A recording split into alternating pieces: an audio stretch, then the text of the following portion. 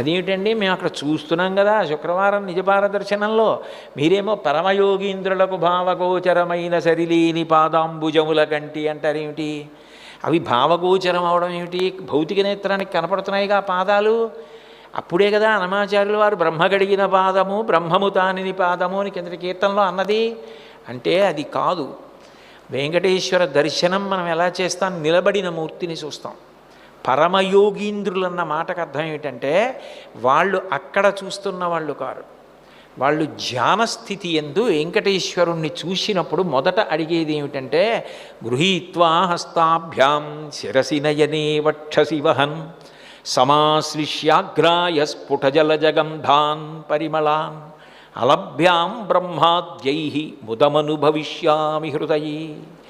స్వామి ఒక్కసారి నీ రెండు పాదములు నా చేతులలో పెట్టవయా అని అడుగుతారు.